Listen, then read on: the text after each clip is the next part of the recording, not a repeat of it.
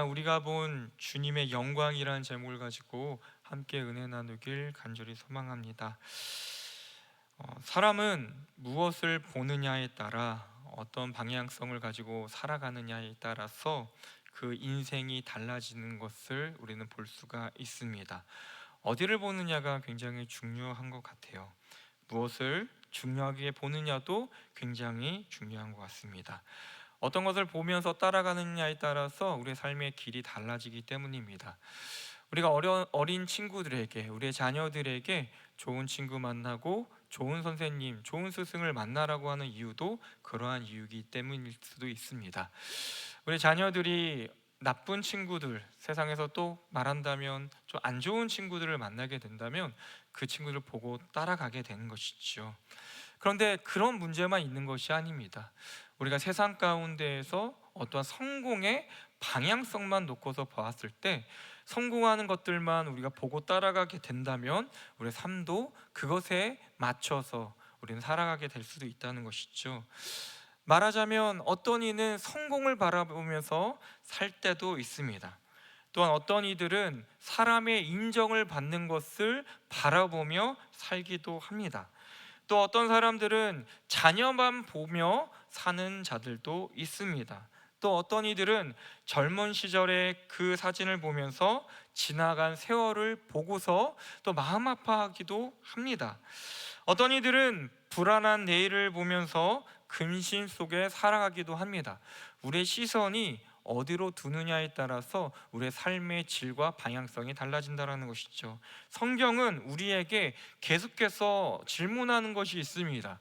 너희가 무엇을 바라보고 있느냐? 무엇을 바라보고 살아가고 있느냐? 그런 질문을 하고 있습니다. 왜냐하면 앞서 말했듯이 사람의 시선이 머무는 곳이 곧 그 사람의 삶의 방향이 되기 때문입니다. 세상의 것을 보면 세상으로 살게 되는 것이고, 성경에서 바라는 하나님의 것을 바라보게 되면 하나님을 향해서 나아가게 되어 있습니다. 오늘 본문에서 사도 요한은 평생을 잊을 수 없는 한 장면, 평생에 있어서 그 사도 요한의 인생에 있어서 가장 중요한 것을 목격했던 그 장면을 기록하고 있습니다. 바로 오늘 우리가 읽었던 요한복음 1장 14절의 말씀입니다. 말씀이 육신이 되어 우리 가운데 거하시매 우리가 그의 영광을 보니라는 이 말씀인 것이죠. 요한은 잊을 수 없었던 그 순간을 영광의 장면이라고 말하고 있습니다. 그렇다면 요한이 보았던 그 영광의 장면은 도대체 어떤 장면이었기에 그의 인생에 있어서 중요한 장면으로서 여기며 성경 말씀으로서 표현하고 있는 것일까요? 또한 그가 본 영광이 어떤 의미이기에 그가 그토록 평생을 이 영광을 바라보면서 살았을까요? 사실 영광이라는 이 단어는 우리 그리스도인들에게는 정말 뗄래야 뗄 수 없는 그런 단어입니다. 영광은 그리스도의 그 신앙 가운데 중심에 있는 단어이기도 합니다. 성경의 처음부터 끝까지 하나님의 영광이 드러나 있습니다. 창조의 목적도 하나님의 영광이 드러나 있고, 구원의 역사 가운데서도 하나님의 영광은 드러나 있습니다. 심지어 우리의 삶과 목적도 하나님의 영광을 드러내기 위함이라고 성경은 우리에게 말하고 있습니다. 그래서 우리는 예배 중에 하나님께 영광을 올려드립니다 라면서 예배하기도 하고, 또한 찬양 중에서도 오직 영광 받아 주시옵소서라고 그렇게 찬양을 주님께 올려드리기도 합니다. 그렇다면 우리가 계속해서 말하는 우리의 신앙 가운데서 누누이 말하고 있는 그 영광이라는 것이 도대체 무엇일까요? 성경이 말하는 영광은 하나님께서 어떤 분이신지를 드러내는 본질적 속성이라고도 볼 수 있습니다. 다시 말하자면 하나님의 존재와 성품이 세상 속에 실제로 나타나는 그 사건을 영광이라고 우리는 쉽게 이해할 수 있는 것입니다. 구약에서도 영광이라는 단어가 나오고 신약에서도 영광이라는 단어가 나오는데, 이 영광이 뜻하는 의미가 사실은 조금은 다른 의미로 보여줄 수 있습니다. 구약에서 영광은요, 히브리어로 카보드라고 합니다. 이 뜻을 깊게 살펴본다면 무거움, 무게감, 존재의 위험이라는 그 속뜻을 가지고 있습니다. 히브리적 사고 속에서는요, 이 무겁다라는 것은 20kg짜리 그런 쌀포대처럼 무게가 나가는 그 무거움을 의미하는 것이 아닙니다. 압도적인 존재감, 그 존재에서 나오는 무게감을 얘기하는 거예요. 우리 교육자들도 한번 보십시오. 부교육자와 담임 목사님과의 그 무게감은 사실 다릅니다.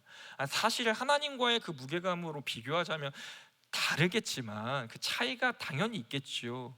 우리가 바라봤을 때도 부교육자와 담임 목사님과의 그 무게감의 차이가 있듯이 이 세상 가운데에서 하나님이 가지고 있는 그 영광의 무게감을 따라갈 수 있는 것은 없습니다. 구약에서 나타난 그 하나님의 영광의 무게감은 어떨까요? 대단한 것입니다. 죄인인 인간이 감히 범접할 수 없을 만큼 그런 무게감을 하나님은 가지고 있다는 것이죠. 하나님의 그 임재 앞에서, 그 영광 앞에서 그 누구도 함부로 설 수가 없습니다. 하나님의 그 이름을 부를 때에도 하나님이라는 그 여호와라는 이름조차도 부를 수 없어서 이스라엘 백성들, 그 구약 시대를 살았던 사람들은 여호와, 야훼라는 그 이름 대신에 아도나이라는 이름을 따로 부르기도 했습니다. 하나님의 그 영광 앞에서 많은 이들은 두려움을 느꼈죠. 떨림을 느꼈습니다.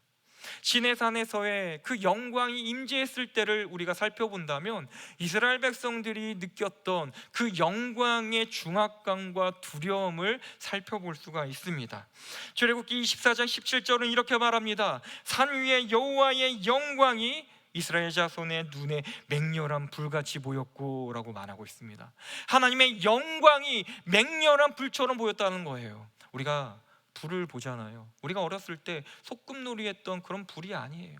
사실 제가 아는 어떤 이가 예전에 불장난을 했다고 해요. 불장난을 했는데 집 옆에서 불장난을 한 거예요. 근데 바람이 확 이렇게 불다 보니까 바로 집 옆에 있는 나무에 불이 붙었는데, 그때가 또 가을, 또 많이 말라 있었던 때라서 불이 활활 타오렀다는 거예요. 거기에서 느꼈을 그 두려움이 어마어마했을 것입니다. 이거 어떻게 하면서 진짜 집이 타버릴 것 같은 두려움에 떨었다라는 얘기를 제가 들었어요. 그리고 감사하게도 그 불을 쉽게 잘 껐지만 이스라엘 백성들이 경험했을 그 맹렬한 불이라는 것은 마치 자신을 삼킬 듯한, 자신을 삼켜서 자신을 태워버릴 것 같은 그런 두려움의 맹렬한 불이었다라는 거예요. 여러분들 그런 불을 경험한다면 정말 어마어마하게 내 눈앞에서 정말 나를 삼켜버릴 것 같은 그 불을 본다면 어떻겠습니까? 두렵지 않았겠어요? 하나님의 영광이 시내산 가운데 임했을 때 이스라엘 백성들이 느꼈을 두려움이 그런 두려움이었다라는 것입니다. 하나님의 그 맹렬한 불이 마치 심판의 불처럼 여겨졌다라는 거예요. 그래서 백성들이 그 영광을 보면서, 맹렬하게 타오를 불같은 영광을 보면서 말했어요. 두렵건대 우리가 죽을까 하나이다. 하나님의 영광이 임할 때 그들은 두려워했다라는 거예요. 심히 걱정했다라는 것입니다. 그런데 그런 가까이 할 수 없을 그 하나님의 영광을 감히 구했던 인물이 있어요. 하나님의 영광을 구했던 그 한 사람 누구냐? 바로 모세입니다. 모세가 하나님의 영광을 간절히 구했어요. 그렇게 간절히 구했었던 그때가 언제냐? 이스라엘 역사 가운데서 가장 어두웠던 순간들, 그 순간이 언제냐? 모세가 하나님의 부르심을 받아서 시내산에 올라간 때가 있었어요. 하나님께서 율법의 말씀을 주시기 위해 불렀던 것이지요. 그때 그들을 이끌었던 이스라엘 백성들, 출애굽했던 이스라엘 백성들의 리더였던 모세가 사라지자 백성들은 두려워합니다. 왜요? 자신의 이끌 자가 지금 사라졌으니까 어떻게 할지를 모르는, 몸둘 바를 모르는 거예요. 자신을 지켜줄 사람이 도대체 어디 있을까? 모세만 보고 하나님께서 모세를 통해서 주시는 그 말씀만 믿고 왔는데 우리 이끌 모세가 보이지 않자 그들은 우상을 만든 거예요. 자신이 출애굽하면서 가지고 왔던 금부치들을 다 모아갖고 금송아지를 만들고 그것을 숭배하였습니다. 모세가 그 장면을 보고서 율법을 깨트리잖아요. 이것은 모세만이 느꼈을 분노가 아닙니다. 하나님께서도 느끼셨을 분노 아니겠습니까? 하나님은 분노했습니다. 왜요? 이스라엘 백성들이 하나님보다 눈앞에 보이는 그 금송아지 우상을 더 신뢰했기 때문입니다. 하나님께서는 모세에게 이런 말씀을 하세요. 너희는 내가 약속했었던 대로 약속의 땅까지는 내가 이끌어 줄게. 가나안까지는 너희를 이끌어 줄게. 그러나 그 이후부터는 내가 너희와 함께하지 않을 것이다. 하나님의 영광이 너희 곁에 있지 않을 거야 라고 주님께서 말씀하시는 것입니다. 모세는 그 말을 듣고 절망에 빠집니다. 왜냐하면 그에게는 가나안 땅까지 가는 것이 목적이 아니라 모세의 인생에서 가장 큰 목적은 하나님이 그와 함께하는 것이기 때문입니다. 모세가 이끌고 가는 거 아니거든요. 그 험난한 그 길을 이끌고 가시는 분, 그분은 바로 하나님이시고 그와 함께하는, 모세와 함께하시는 하나님이 있었기에 그는 두렵지만 하나님을 믿고 담대히 나아갈 수 있었는데, 그 하나님이 가나안 땅까지만 보내주시고 그 이후로부터는 너희가 알아서 해라, 네가 알아서 하라는 그 말에 두려웠던 것입니다. 모세는 눈에 보이는 그 우상을 붙잡는 백성들의 그 불안함과 연약함, 그들의 깊은 죄악을 보면서 그들의 죄를 하나님 앞에 올려드리며, 하나님, 저를 죽여서라도 그들을 용서하여 주시옵소서, 그들을 보호하여 주시고 그들과 함께하여 주시옵소서라는 그런 간곡한 간구의 기도의 제목을 올려드립니다. 출애굽기 33장의 말씀을 보면 주님께서 친히 함께 가시지 아니하시려거든 우리를 이곳에서 올려보내지 마시옵소서라는 그런 기도의 제목을 해요. 그러면서 출애굽기 33장 18절의 말씀에 이렇게 기도의 제목을 합니다. 우리 함께 한 목소리로 읽겠습니다. 모세가 이르되 원하건대 주의 영광을 내게 보이소서. 모세가 말하는 거예요. 주님, 주의 영광을 보여주시옵소서. 이 간구는요, 간구의 기도의 제목은요, 결코 가벼운 요구가 아니었습니다. 하나님의 영광은 사람이 스스로 감히 볼 수 있는 것이 아니기 때문이지요. 앞서 보았던 것처럼 이스라엘 백성들이 하나님의 영광을 보았을 때 두려움을 느꼈던 것처럼 모세도 하나님의 영광이 보였을 때 두려웠을 거예요.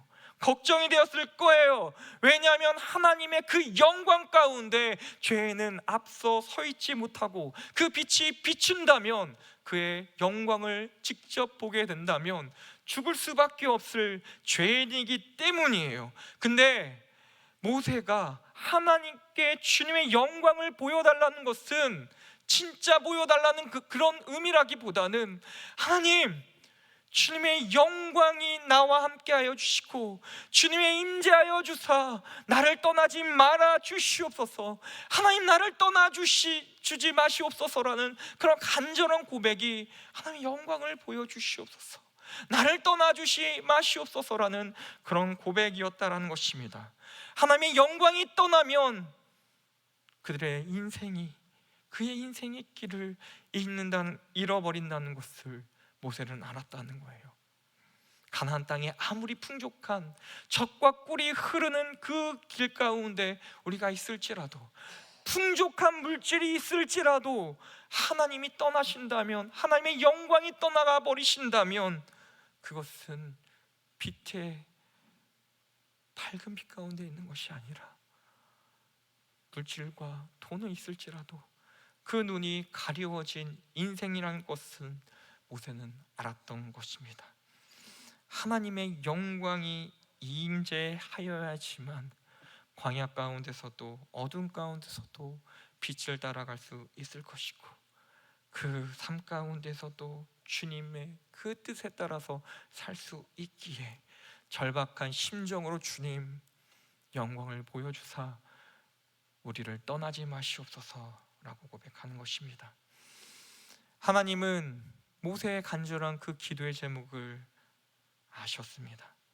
그의 간절한 마음을 아시고 그의 영광을 드러내고자 하셨습니다. 그러나 앞서 말했듯이 그 영광스러운 장면을 직접 목격하게 된다면 그 거룩한 영광 앞에서 죄인은 죽을 수밖에 없기 때문에 하나님께서는 모세를 바위 틈에 두시고 그의 손을 가리게 하시면서 하나님의 얼굴이 아닌 하나님의 등을 보여주셨습니다. 바위 틈에서 하나님의 영광을 잠깐 모세에게 보여주었던 것이었습니다. 근데 놀라운 일이 벌어졌습니다. 모세는 그 바위 틈에서 하나님의 얼굴이 아니라 아주 잠깐 여호와의 영광의 그 잠깐의 모습만 보았음에도 불구하고 그의 얼굴에선 하나님의 영광의 광채가 빛나기 시작했다는 것입니다.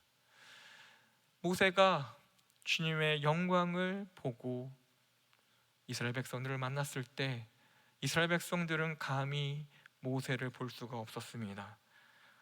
모세는 그의 얼굴을 수건으로 가려야만 했습니다. 하나님께 가까이 갈 수 없었던 인간, 그러나 그분의 자체만으로도 세상을 밝힐 수 있는 그 영광스러운 그 은혜가 모세에게 전해졌던 것입니다. 모세가 경험한 그 하나님의 영광은 세상 가운데에서 그 어두운 그런 죄들의 모습들을 드러낼 만큼 영향력이 있었다는 것입니다. 요한은 오늘 요한복음 1장 14절의 말씀, 그들이 보았던, 우리가 본 영광이라는 그 의미에서 이 모세가 보았던 그 영광의 그 마음을 품고서 요한복음 1장 14절을 기록한 것입니다. 앞서 말했듯이 요한은 일부 지나가는 하나님의 그 영광만을 보았고 영광의 일부만을 가지고 있었던 것입니다. 그러나 요한은 주의 온전하신 그 영광을 보았고 육신이 되어 우리 가운데 거하신 예수님 가운데서 그 충만하신 은혜의 영광을 보았습니다. 오늘 이 영광 가운데서 나타나는, 신약에서 나타나는 이 영광은 구약에서 말했던 그 중압감, 무게감, 이거와는 조금 다릅니다. 신약에서 나타난 영광은 세 가지를 말하고 있는데, 첫 번째는 성육신하신 예수 그리스도 안에서 나타나신 하나님의 영광을 말하고 있습니다. 두 번째는 무엇이냐? 십자가와 부활 안에서 완성된 구원의 영광을 보여주고 있습니다. 이 십자가의 영광은 또 다른 의미로 구속의 영광이라고도 말합니다. 세 번째로 성령 안에서 믿는 자 안에 거하는 그 영광이 이 안에 드러나는 것입니다. 이것을 내재적 영광이라고도 말하죠. 그리스도께서 우리에게 보여주신, 그리고 그 사도들이 부활하신 예수님을 통해서 본 영광은 어떠한 영광이라고 말하느냐? 은혜와 진리로 충만한 영광이라고 말합니다. 요한복음 1장 17절 말씀은 이렇게 말하고 있는데요, 율법은 모세로 말미암아 주어진 것이요 은혜와 진리는 예수 그리스도로 말미암아 온 것이라 말합니다. 요한이 본 영광은 모세가 본 영광과 같은 본질이지만 그가 본 영광은 다른 차원의 영광이었다는 것을 17절 말씀을 통해서 말해주고 있는 것입니다. 하나님은 모세를 통해 그 영광을 율법으로서 하나님의 영광을 드러나게 하여 주셨습니다. 그 율법의 말씀을 통하여서 그 하나님의 영광이 무엇인지를 알려주셨지만 이스라엘 백성들은 이 율법만으로, 모세가 가지고 온 그 하나님의 율법만으로는 하나님의 그 거룩함 속으로 감히 들어갈 수가 없었습니다.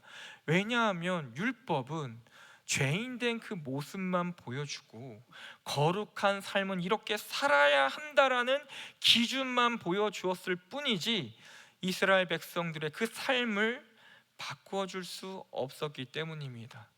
모세가 드러냈던 그 영광, 그 율법의 영광은 그저 바라만 볼 수 있는, 아니요, 바라만 볼 수도 없었어요. 이스라엘 백성 가운데에서 성막을 건축하였지만, 성막을 만들었지만 성막은 휘장에 가려져서 그 안에 가려진 그 영광일 뿐, 그들은 그 영광을 볼 수도 제대로 누릴 수도 없었습니다. 율법 안에 있었던 인간들은 여전히 죄 가운데 있을 수밖에 없었고, 죄인들은 그 가운데 있는 그 하나님의 영광의 무게를 짊어질 수 없었습니다. 그러니 그들은 그 영광의 그 언약궤를 만지기만 해도, 하나님의 영광의 그 의미를 가지고 있는 언약궤를 만지기만 해도 죽을 수밖에 없었고, 감히 그 주님 앞에 나아갈 수가 없었습니다.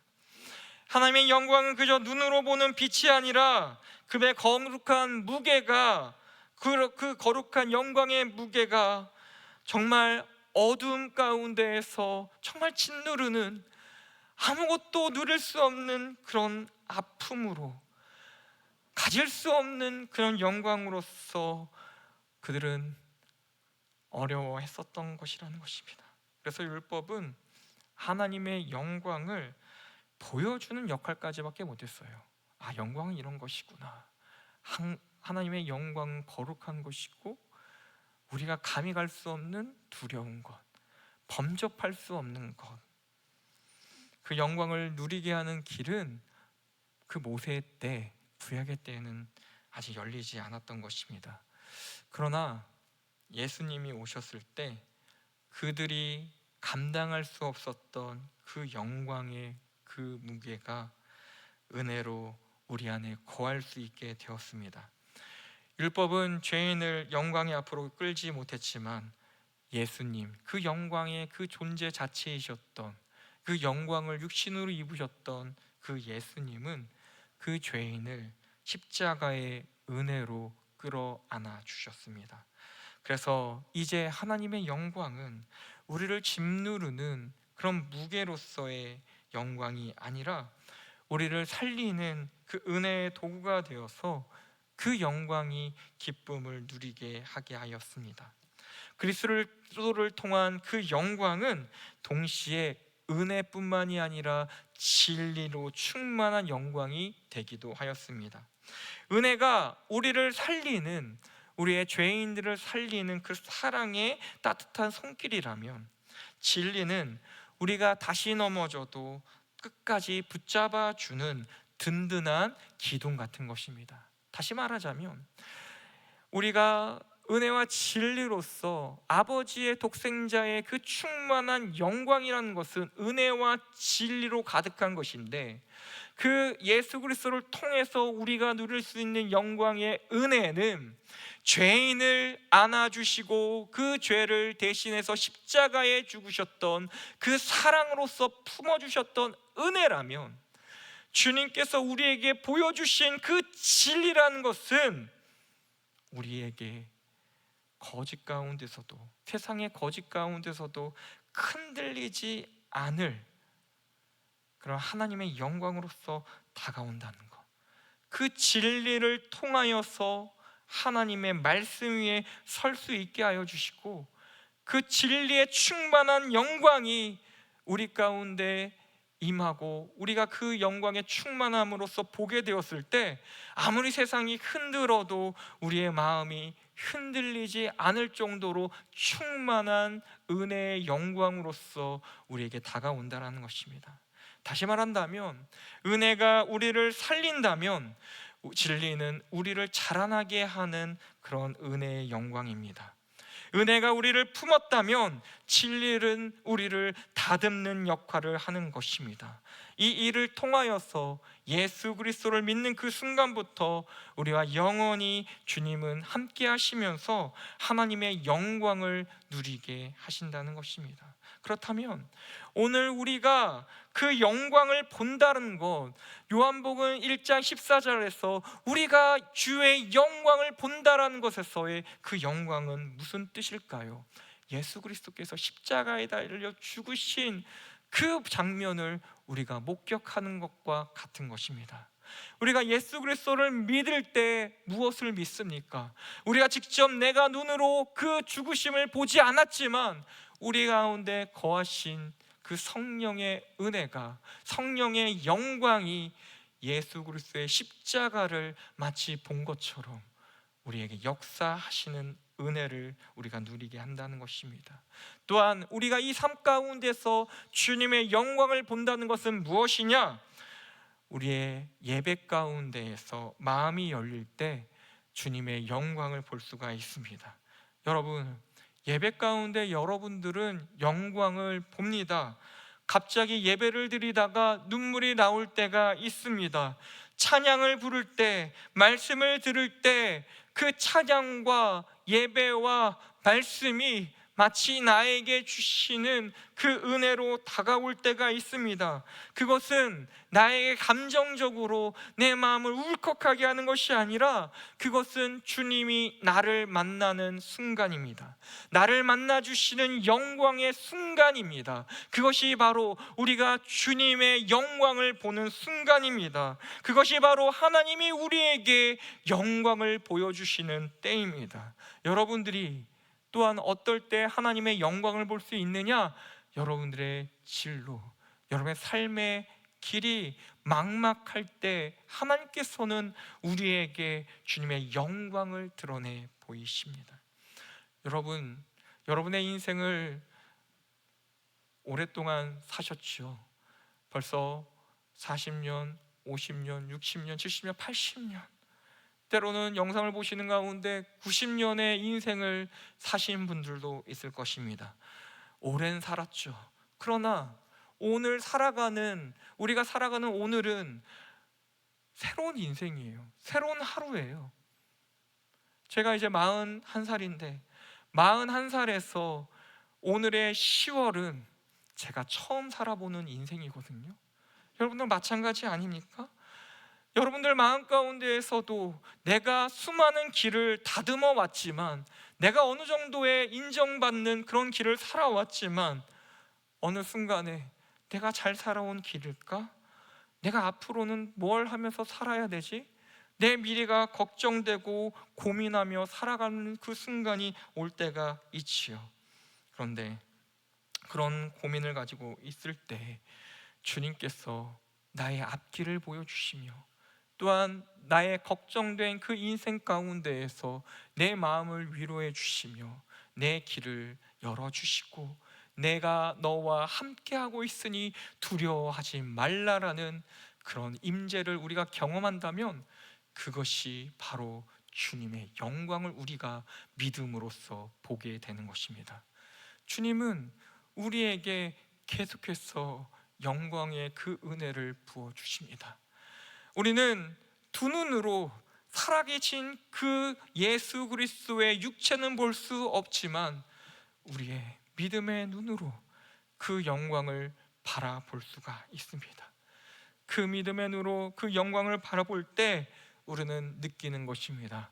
아, 내가 혼자 있는 것이 아니구나. 하나님이 나와 함께 하시는구나. 그게 바로, 그것을 느낄 때가 바로 하나님의 영광, 주님의 영광을 볼 때입니다. 영광을 본다는 것은 단순히 놀라운 기적을 보는 게 아닙니다. 내 안에 예수 그리스도의 그 살아계심을 믿고 그분의 사랑이 내 삶을 비춘다라는 것을 느끼는 것입니다.